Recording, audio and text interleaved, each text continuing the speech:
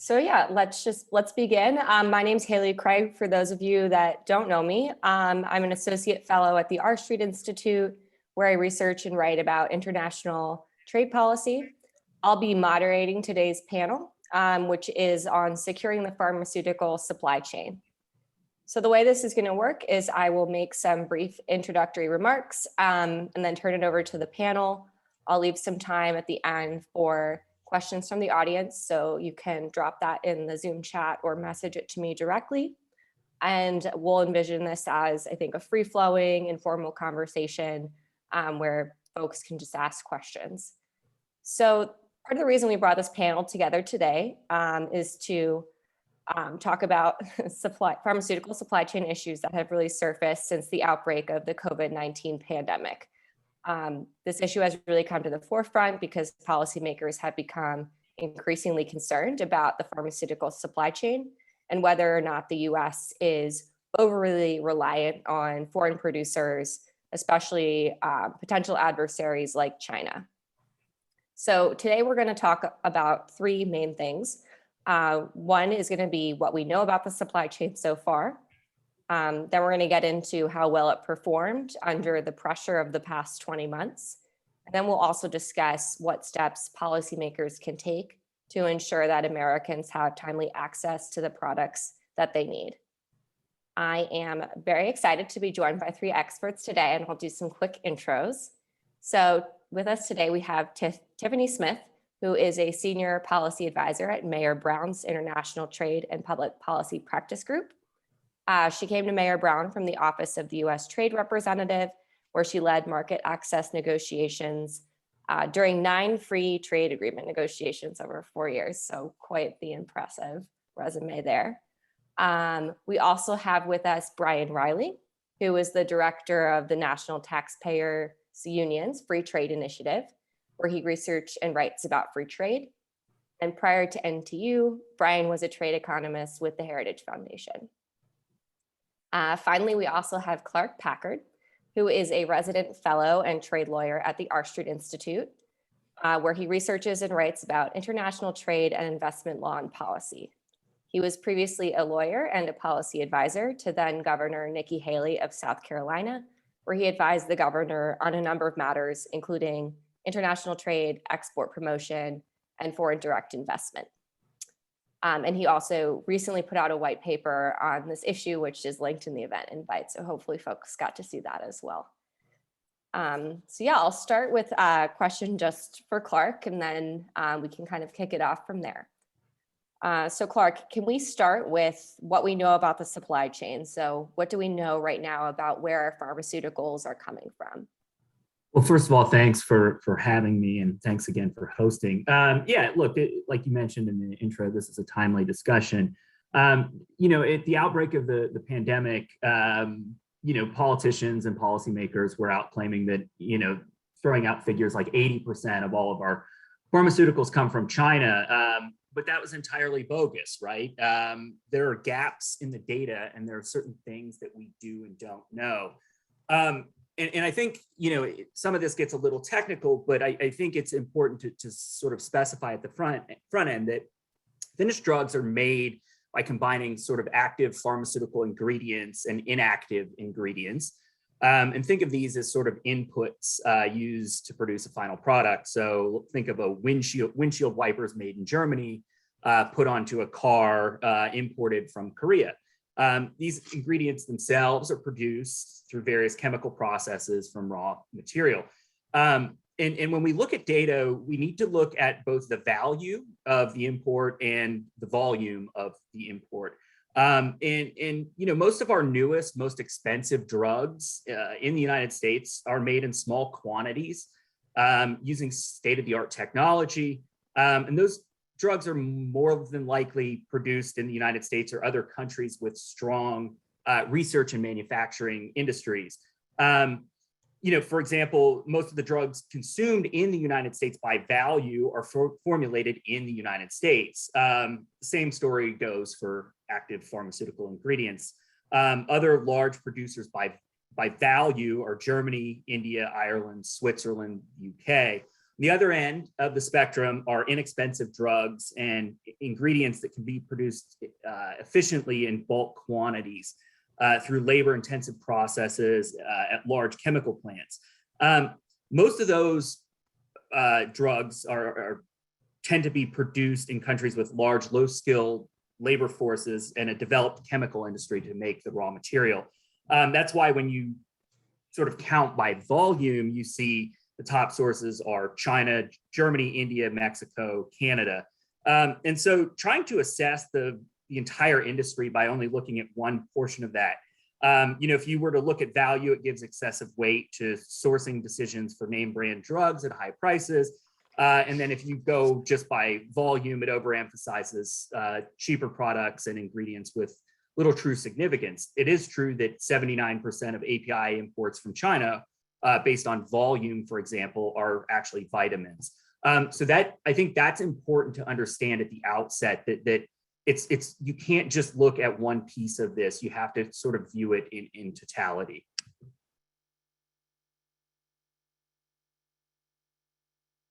Great, that was really helpful, Clark. And that was one of the things that really stood out to me from your paper was that stat about, I think it was, you said 79% of all of our drug imports from China are just vitamins.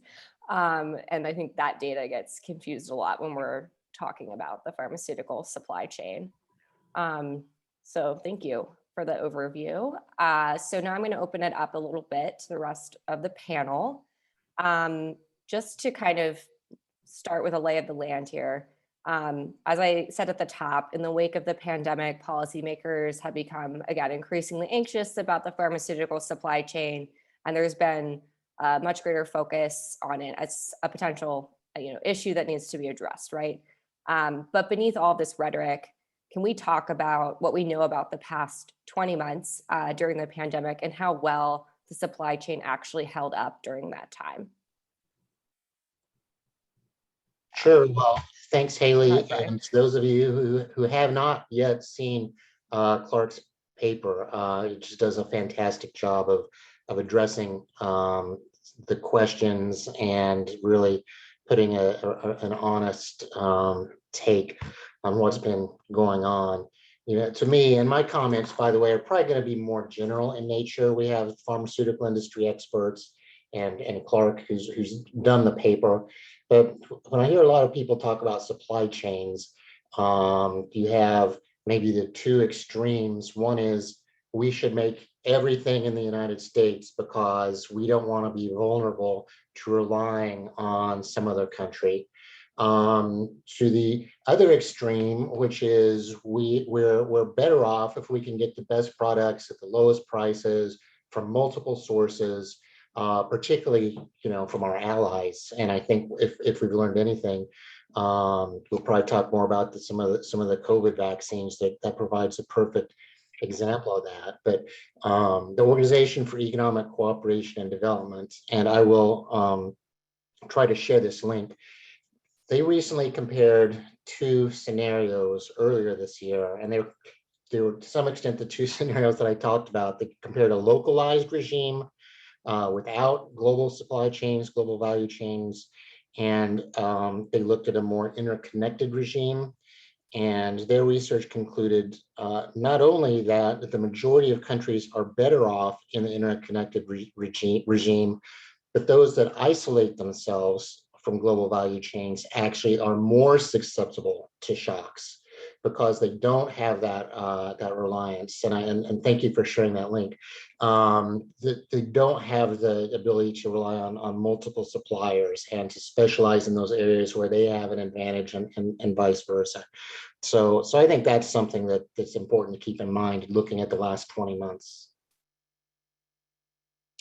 Yeah, thanks, Brian. I looked at those that study as well. I haven't read the whole thing. I just dropped the link in for all the panelists, but I thought it was especially interesting in light of the Biden administration's supply chain report that just recently came out, where there was kind of this debate about balancing efficiency and resiliency in the supply chain. And I thought that report had some interesting counterpoints there. From the last question on how well the supply chain really held up over the past 20 months, I also wanted to give Tiffany an opportunity to respond as well. Thank you, Haley. I think what you have to be able to conclude based on everything we've seen is that the pharmaceutical sector supply chain is really one of the success stories of the pandemic. There were, I think, some fears early on and perhaps maybe a couple of misguided threats from some trade partners. But the reality has been that despite unprecedented levels of demand all over the world, transportation disruptions, worker shortages, pretty much everything that you could throw at the sector, they've actually been able to meet. And at the end of the day, we haven't really seen anything manifest that people had potentially been fearful of. And so I think what we have to look at is why that was, and make sure that we take the positives from those lessons and just work to strengthen and enhance, and not do things that are short-sighted and would actually make it more difficult. Thanks, Tiffany. Yeah, I think one of the other interesting things that we saw during the past 20 months, and Clark also notes this in his paper, so I'm going to ask him about it now, is that different countries reacted differently to the pharmaceutical supply chain during the pandemic. And we saw some countries, particularly in Europe and India, enact export restrictions. And then we saw other countries at the WTO calling for greater trade liberalization in pharmaceutical products. So I'm going to kick this over to Clark too, just to comment a little bit again on how different countries reacted during the pandemic and what we saw as a result of that. Yeah, I mean, I think that's a good point, and it's a serious question that needs to be addressed, which is, there's this concern, right, among policymakers. Oh my God, what if X, Y, and Z country withheld exports of whatever product? We would be totally screwed here. But the reality is that some countries did take a number of trade restricting measures at the beginning of the pandemic. India banned the export of hand sanitizers, certain medical equipment, number of pharmaceutical ingredients. The EU banned the export of ventilators outside of the EU trade bloc, which presented serious problems. And a lot of these problems are not going to be born in a wealthy, developed country like the United States. Where those really become a problem are in developing countries that don't have a very serious or well-developed manufacturing industry, particularly in high-tech products. And so, yeah, I think that is a serious problem. The Trump administration, for example, threatened to block the export of N95 masks. 3M famously was the main producer of those, and they sort of threw a fit, and the Trump administration walked away from that. But some of the rhetoric surrounding this issue is overblown. I think that politicians tend to like maximalist rhetoric and confrontational rhetoric. But I will say, look, there are very legitimate concerns about, China, for example, Chinese trade policy practices. China does have a history of withholding the export of critical products for non-trade related reasons. In 2010, Japan's Coast Guard arrested a Chinese captain of a fishing vessel. And in retaliation, China withheld the export of rare earth minerals to Japan. Japan, the United States, the EU, a number of other countries filed a dispute at the World Trade Organization. It took 2 or 3 years, but eventually those countries won, and China lifted the export restriction. And look, China is currently engaged in a trade war with Australia right now, simply because the Australian government has suggested that we need an independent investigation into the origins of COVID. And that's posing legitimate problems. But you know, to Tiffany's point, the broader issue I think here is and to reiterate what she said, look, the ITC, the International Trade Commission, in December of last year issued a report on the medical supply chain and pharmaceutical supply chain during the height of COVID. And just to quote the ITC, they said, quote, "The flexibility and number of manufacturing sites inherent in the global footprint of the pharmaceutical sector allows firms to respond relatively quickly to demand and deliver additional medicines to the aid in the response to the pandemic." At the same time, the ITC noted that there were certain challenges, right? Medicines getting to the right locations at a high enough volume in the needed dosage form. But overall, again, exactly what Tiffany suggested, that the supply chain responded remarkably well under really serious duress over the last year. Yeah, that plays into a question I had when I was invited to join this panel and look at protecting pharmaceutical supply chains. And my first thought was protecting them from exactly what? And most people initially, I think, are focused on those areas Clark was talking about. What's India doing? What are the EU countries doing to restrict exports? And the implication is that without looking into it, pharmaceutical supply chains are not secure. So what are we going to do? Are we going to put the CDC in charge of those supply chains? So we're going to put the FDA in charge of those supply things. So I'm not a medical expert. Don't pretend to be a medical expert, but just from the outside, it looks like those agencies, let's face it, they've undergone a lot of criticism for the way they responded to the pandemic. And you contrast that with the quality of the response that we've had to COVID and vaccines, which let's face it, the Johnson & Johnson vaccine was initially the first doses, I think, were from the Netherlands. Pfizer partnered with BioNTech, a German company.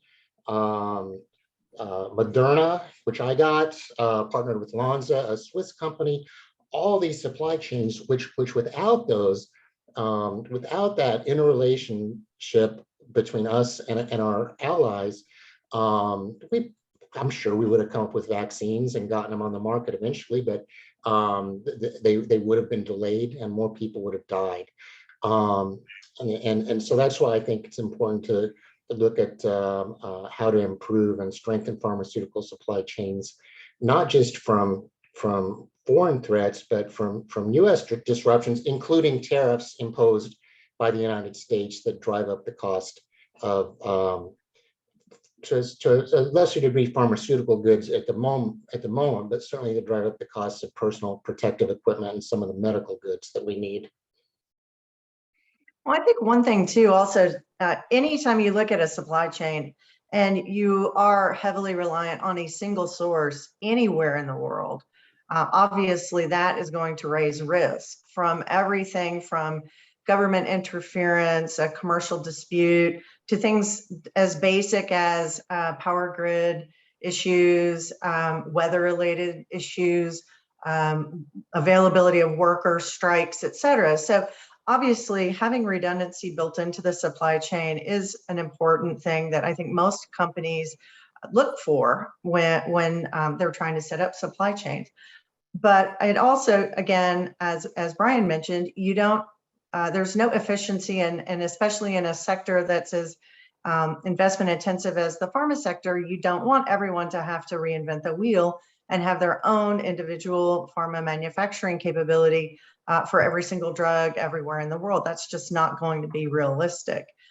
When you layer on the fact that for some of those products, yes, China is a heavy supplier, there is additional geopolitical risk that you have to take into account. But I would argue that the way to do that is to build your diversification in the right places, not to try to isolate and build everything and try to do everything yourself. On Brian's point about the vaccine itself, Chad Bown of the Peterson Institute put out a paper sort of tracking various components of the multiple vaccines, and just by way of example, Pfizer, and this is as of June 30th, 2021, lipid production took place in Alabama, New York, Connecticut, Austria, Germany, and the UK. Drug substance and product formulation took place in Missouri, Michigan, Massachusetts, Indiana, a bunch of plants in Germany, Ireland, and Belgium, with products were filled and finished in Michigan, Kansas, as well as Belgium, Germany, France, Switzerland, and Italy. And I think that's just a testament to a globally diverse supply chain that works in a pretty efficient manner when given the right incentives, such as massive demand for it, and as fairly minimal trade restrictions across borders. Good things come, and I think to reiterate Brian's point that maybe we would have eventually gotten there, but for all of the problems that we had in 2020, I mean, it's a testament to how quickly the supply chain responded that we were able to get a vaccine to people within about a year of the outbreak. Yeah, I think these are all awesome points on the resiliency of the current supply chain, and then I think both Tiffany and Clark, you made great points about diversification and the importance of working across borders. You both touched on this issue of China, which I think is kind of very top of mind for policymakers when they're thinking about the pharmaceutical supply chain. And I know, Clark, you did say at the top that a lot of the numbers that have been thrown around in this space have been pretty inaccurate, which is a bit of an understatement. But let's just get to this. Even if supply chains for pharmaceutical products are diverse and that helps to mitigate risk, are there still serious challenges that could potentially arise from more adversarial countries like China? Even if our supply chains are diverse, is there still potential for over-reliance for certain products? And if so, how do we mitigate that? I'll start with Clark.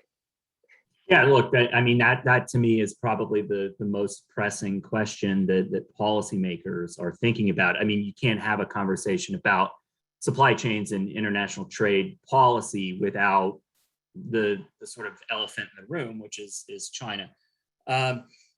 The relationship is really important. I think it's immensely complex. I would say that I'm perhaps maybe a little less concerned than policymakers, but probably more concerned than some of our brethren in the free market movement about China.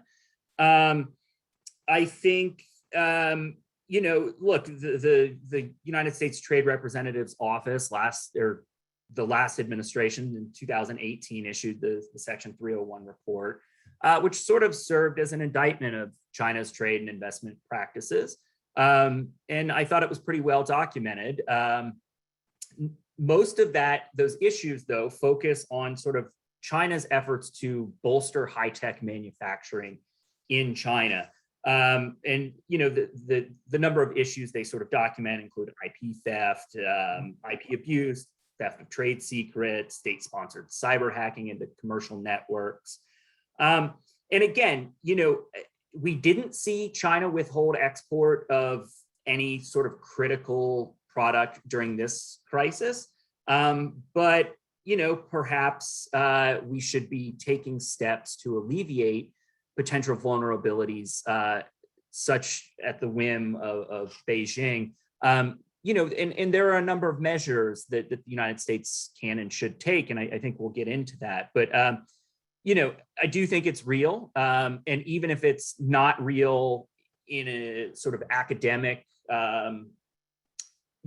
trade wonk sense, it is real in the sense that people in Congress and policymakers in the administration, this is what they're thinking about, and they're thinking about ways to mitigate it. And so I think it behooves us to come up with sort of ideas that maybe can help push them in a more productive direction. Great, thanks, Clark. I'll turn it over to Tiffany to see if she has any comments on this one.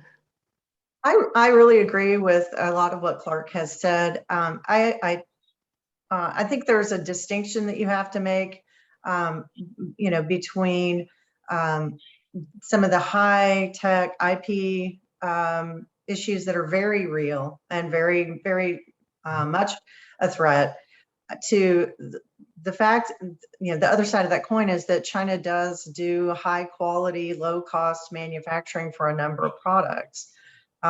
So to the extent that you don't want to rely on that for policy reasons, whatever range of policy reasons, and there could very well be good ones, then you do have to come up with an incentive structure that is going to take that change into account.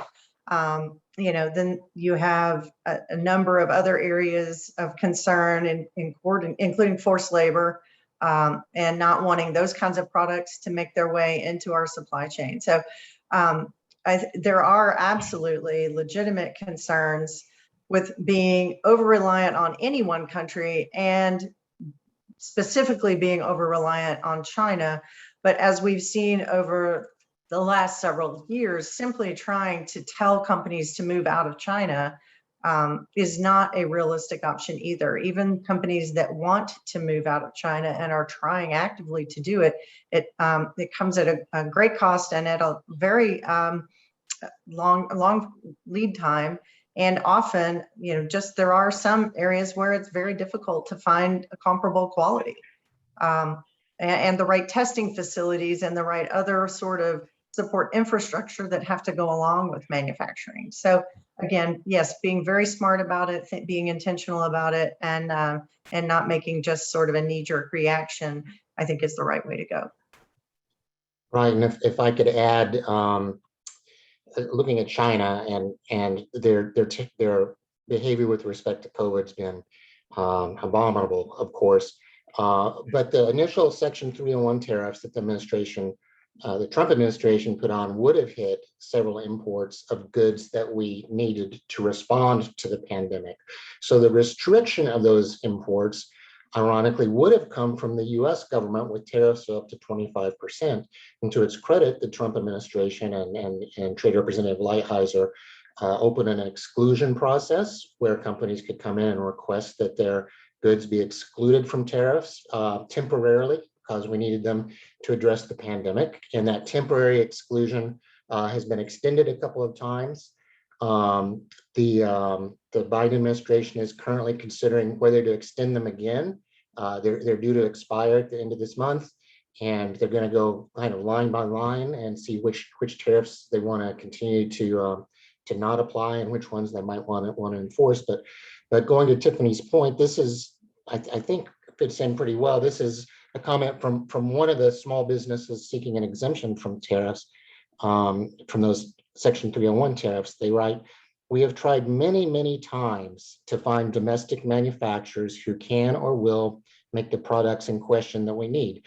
We have not been able to find a single supplier in the US. Although the pricing in a few other Asian countries is comparable to China, the quality is not even close to the quality currently available elsewhere. The American consumer would not accept that quality. The only thing that will happen if the tariff exclusion is lifted is many of our employees would be put out of work." And again, this is not directly related to pharmaceutical supply chains, but in general to that point that we can't just, it's not like a risk game where you take the piece out of China and place it in Vietnam and there's no cost to doing so whatsoever. I think what we can do is a better job of having good trade agreements that protect bilateral trade and multilateral trade with our allies, and create those opportunities to produce in countries other than China when it makes sense to do so. I also think one thing that's important, and this is Clark alluded to this, I think it's in his report, is it is a challenge getting some statistics on exactly what's going on. And I think it is a proper role for the government to look at, well, where is our API? Where are those advanced pharmaceutical products, ingredients coming from? Then based on that, we can make some policy decisions. But you have some policymakers who I think want to make a decision before they have all the information, and that would be a mistake. Thanks, Brian. Yeah, so I want to get into solutions a little bit here, and your comments were a great segue into that. But before we kind of get into the free trade aspect of things, there have been a number of solutions proposed by policymakers domestically that would lead us into a space of greater protection. So one really big one is Buy American proposals, for example, and creating other incentives to try and reshore, quote unquote, production back to the United States. I'd love to hear from all panelists on these proposals and whether or not you think they would be effective in achieving greater resiliency. I'll start with Clark. Yeah, look, I think, you hear this all the time. Politicians have this perception that if we just bring back production and reshore production in the United States, that's going to be a silver bullet or a panacea. And I think that's a kind of dangerous thought. As Tiffany mentioned, there are any number of reasons why a factory may shut down. Look at the semiconductor shortage. Most of the US semiconductor production is done in Texas. Well, at a time of a tremendous global shortage of semiconductors, a winter storm hit Texas, shutting down the power grid basically all throughout the state.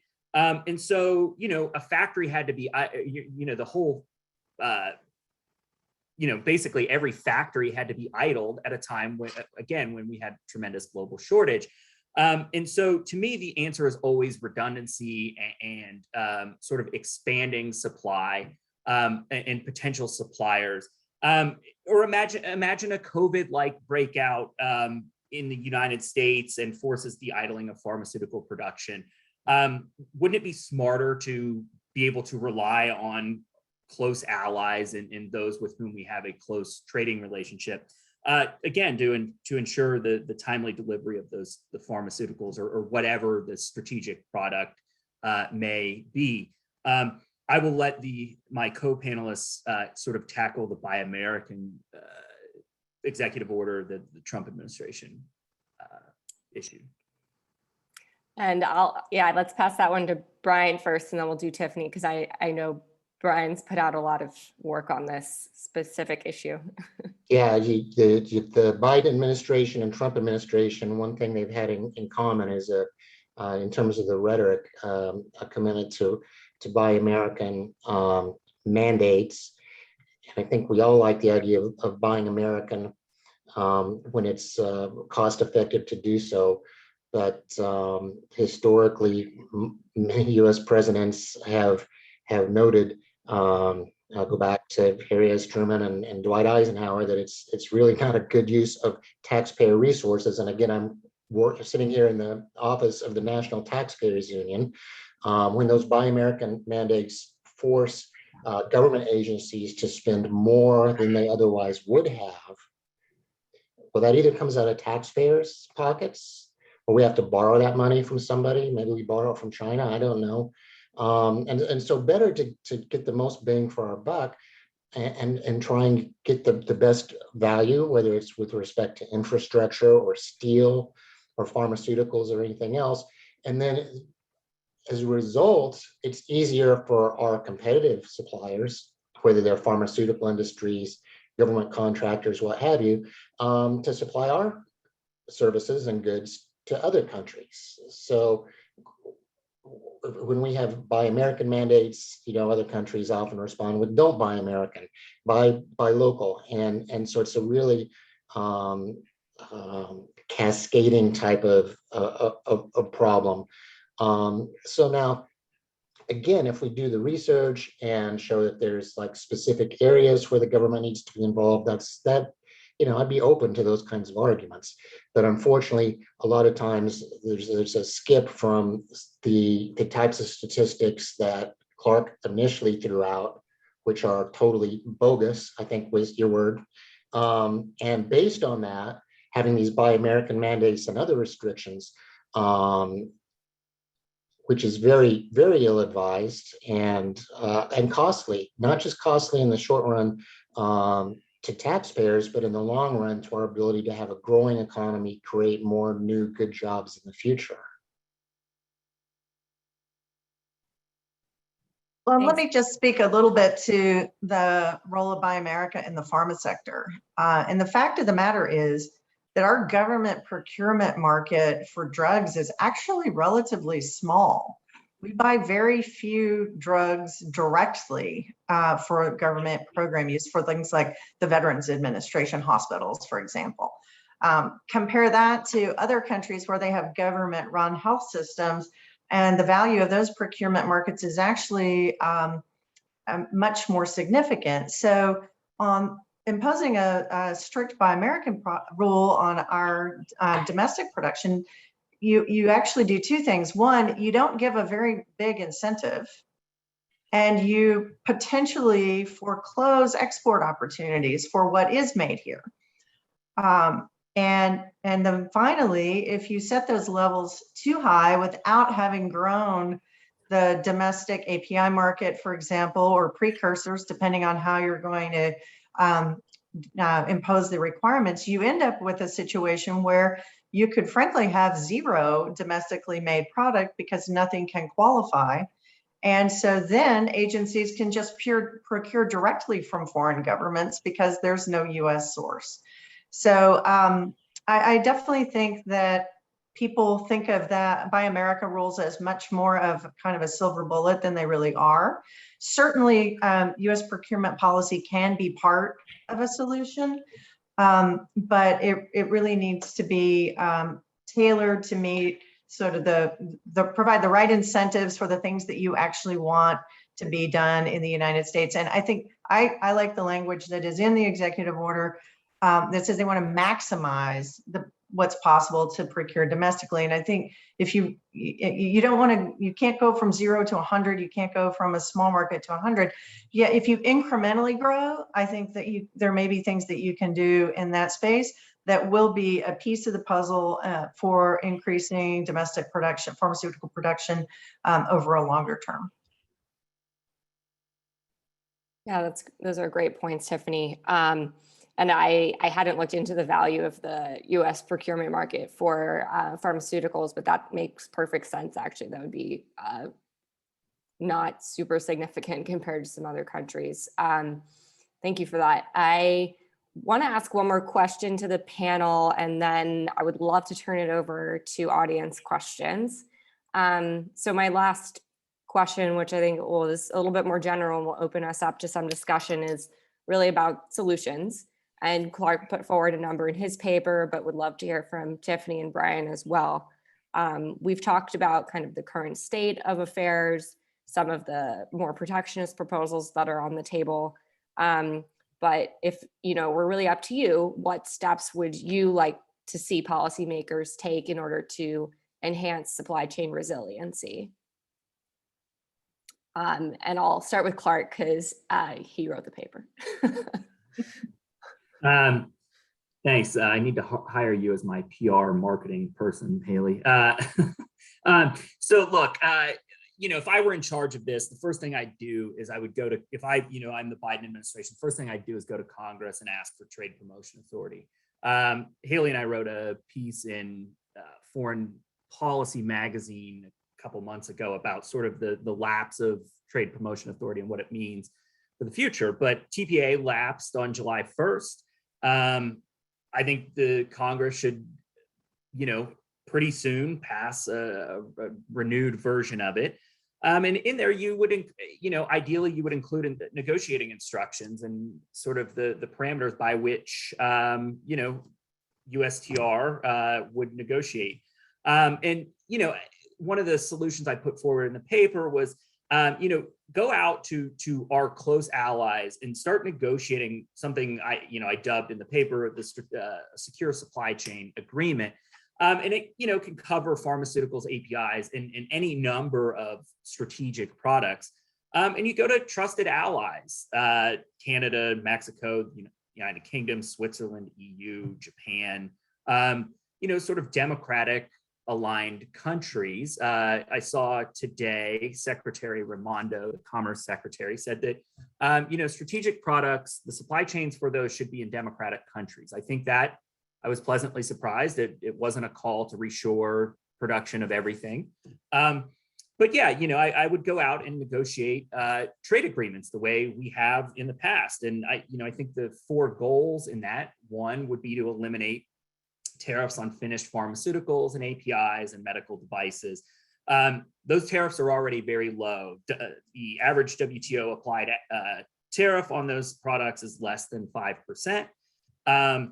The EU, US, Japan, Switzerland, we're all members of the WTO's pharmaceutical agreement, which eliminates tariffs on pharmaceutical products and 7,000 various APIs and other chemicals. I would expressly prohibit export restrictions among participating countries, including during emergencies. I think that should be explicit. I think there needs to be regulatory harmonization and cooperation. Those sort of regulations and sort of barriers can serve as essentially non-tariff barriers. So, we should insist on expedited approval for pharmaceutical and API manufacturing facilities within that trade bloc. And finally, I think it's important to note that we should eliminate procurement preferences among participating members. The only, a broader picture item that I would love to see the United States re-engage on would be to rejoin the TPP. If you have legitimate concerns about China and their sort of trade policy practices, as Tiffany mentioned at the outset, you need to provide incentives for companies to uproot and move outside of China. And I think one way to do that would be rejoin TPP and include the pillars, go back to the negotiating table and try to include the pillars I laid out. That to me would be sort of a smart step. But again, I think that any number of these steps would be preferable to policies designed to reshore or force the repatriation of the supply chain. Great, thanks, Clark. I'm going to pass to Tiffany next to get her thoughts. Thanks, Haley. I totally agree with everything that Clark just outlined in terms of trying to have a trade agreement among allies that would be a basis for kind of ensuring and securing our protection of each other's supply chains, if you want to put it that way. I do think that's going to be an important piece because, as we keep saying, we just can't do everything alone, but you need to pick your friends carefully because what you're talking about, what Clark just described is actually, they're pretty serious commitments. They're pretty significant commitments. And so you want to be sure that you're dealing with countries that really, truly are on board with those ideas and aren't just trying to see what they can get in terms of access to the US market for themselves, but will really be there for you when you hit a pandemic, and we would be there for them in the same way. In terms of TPP, I think that people shouldn't underestimate that that's not going to be hard to do. Some of the things that made it hard to begin with are still hard, like Vietnam. And politically, that you have to make sure that you really do have a deal that Congress will buy into. And some of the things that the US had wanted originally when we dropped out were taken out. So you'll have to renegotiate your way in, and you'll have to pay to do that. You'll have to make concessions to do that. And the things that we have that countries want are always very hard to do. So I think it's a great goal, and I would like to see the US try, but it's not just going to be, oh, by the way, here's our signature page back. We signed it, but we pulled it, but now please just put our page back at the end of the agreement. That's not likely to be how that would work. I would love to be wrong about that, but I just have a sense that it's going to be harder than you would think. Then in terms of other solutions, obviously there will have to be some domestic versions of incentives. And those need to be things that are really commensurate with the cost. And building pharmaceutical manufacturing facilities in the United States is an expensive venture. and it's a lengthy venture. So the incentives have to match so that it's a good business decision to be making those products in the United States. So I think what we need to do is look to industry to tell us what some of those things would be that would be meaningful for them. I know the Association for Accessible Medicine has a blueprint out that lays out a number of things that seem to make sense to me, look like good ideas. So I think those are the sorts of things you'd look at, things like long-term guaranteed price contracts, because you don't want to be in a situation where you entice people to build manufacturing facilities here, and then the minute that they're open, they're undercut by really cheap products coming from somewhere else. And then you need to look at the right mix of whether it's tax incentives, credits, grants, those sorts of things that are your traditional kind of investment promotion tools. And then finally, I think you have to, at the same time, you can't scale up pharmaceutical manufacturing capacity if you don't scale up FDA capacity to inspect and to certify and to make sure that the facilities that are making the drugs are making them in a safe way and that everything's being followed the way it should be. Great, thanks, Tiffany. I will pass to Brian, last but not least. Well, those are very comprehensive suggestions and I think great ideas. I wanted to add one specific suggestion, maybe that could be part of the response. And again, this is looking at some of those cases where there are US government policies that can be reformed, whether they're regulatory or what have you. But specifically, Senator Pat Toomey has introduced something called the Stopppe Taxes Act, Senator Toomey and Senator Maggie Hassan, which during the duration of the pandemic would say we're not going to put tariffs on masks and ventilators and drugs and everything else that we need to combat the pandemic. We're not going to tariff those items. I'd like to see that even go on beyond the pandemic. We don't have to, no need to have long, intense negotiations with other countries to do something that ought to be in our own interest. So I'd like to see more. I'd like to see something like that manage to make it into law. And I hope that USTR by the end of the month does extend those tariff exclusions that have been granted to help not just the medical professionals and consumers and patients, but those American small businesses who often rely on imported components to be competitive. So those are a couple of things that I would like to see on the menu of items of things the government's going to do to address this issue in the future. Thanks, Brian. And for those that are interested in the tariff issue that Brian is talking about, the ITC also put out, it was a bit ago, but they put out a pretty good report on the overlap between Section 301 tariffs, which are on a lot of our imports from China right now, and PPE and other medical goods, and found quite a bit of overlap between those tariff codes. So that was an interesting thing to look through at the beginning of the pandemic, and just kind of how we didn't have great foresight when putting together that list, at least in my opinion, and ended up sweeping in a lot of products we ultimately needed, but that's a debate for another time. We have one question in from the audience, so I'd like to move to that, and then folks on the call, you can either drop questions in the chat, and there's also a Q&A tool if you have any further questions. But this one's coming from Bernard. So the question is, the supply chain seems to have difficulty delivering COVID-19 vaccines to less developed countries. How can this be improved? And I'll leave it open to whoever wants to jump in on this one. I can weigh in briefly on that. That's a good question, and it's something that I'm concerned about. I think that the U.S. government is also concerned about, and I would call it vaccine nationalism, which is we are not going to export vaccines until everybody in our country is fully vaccinated. The problem with that is that the way the pandemic has spread and the breakthrough cases, that even the longer COVID-19 is sort of out there and we're not sort of addressing it, the more likely it is we're going to see variants and breakthrough cases for people who are vaccinated. But I think that's a good point, that there are a number of countries. The WTO, I think, projected that it would be like 2024, 25 before parts of Africa were sufficiently vaccinated.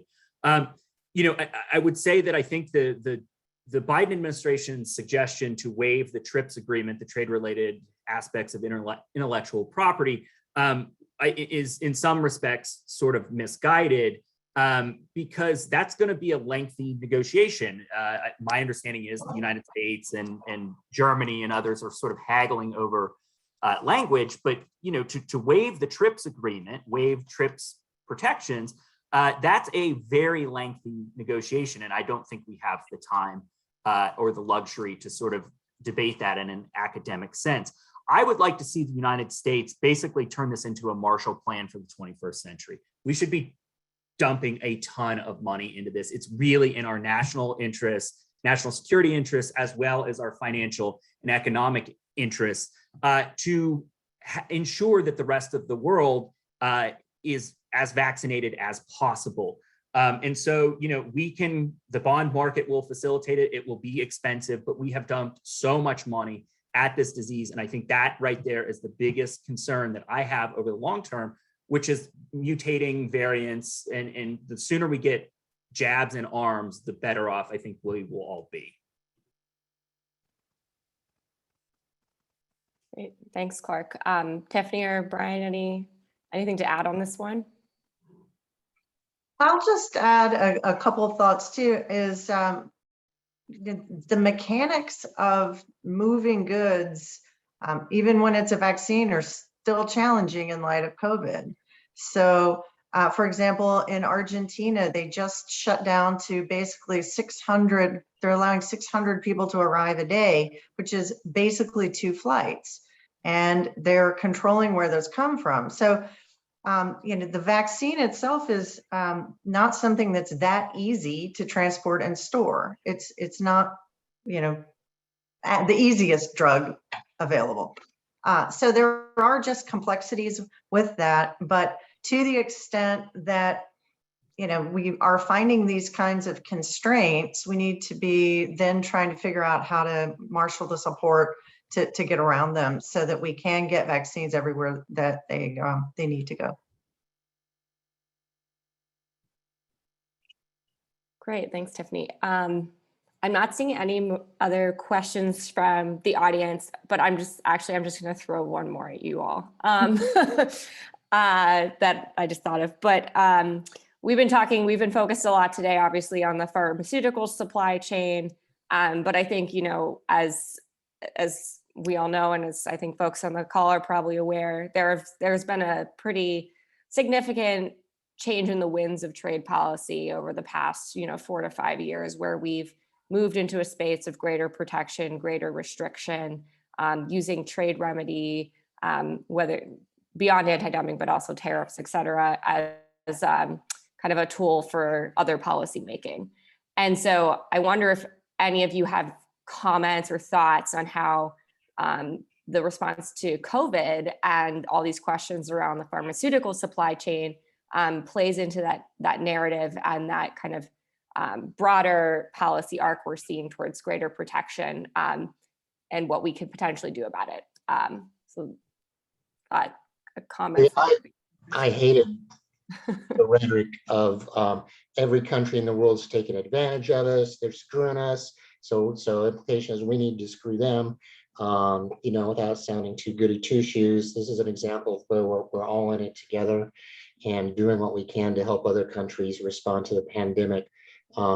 Is different, but maybe not radically different from the idea of we're going to make it easier for Americans to do business with people in other countries, to sell products and buy products and have those mutually beneficial relationships. And so this idea of whatever you would call the Marshall Plan for COVID or whatever, I think really would help turn around this idea that it's us versus the world, as opposed to us working with our allies and others to move us all forward. I think the popular narrative is that the United States was caught flat-footed and we've hollowed out domestic manufacturing capabilities, and this the pandemic sort of exposed things that people were unaware of, policymakers were unaware of. I think that's that narrative dominated for a while, but I think again, as we understand more about the wonders of the vaccine and all the countries I listed that Pfizer, for example, is sourcing from, and where production of various components is taking place.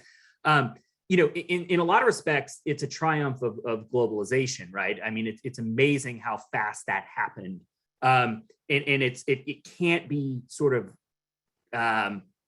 grasped by one sort of policymaker or one sort of enlightened bureaucrat, right? The stuff is sort of happening all over the world, and that to me is a triumph of globalization. And so, those of us who believe firmly in the benefits of globalization need to be out evangelizing this story, because it really does sort of highlight just, and it's not just this sector, right? It's all kinds of other sectors, but this is an example of how great globalization can be, and how it helps respond in a resilient and in a timely manner.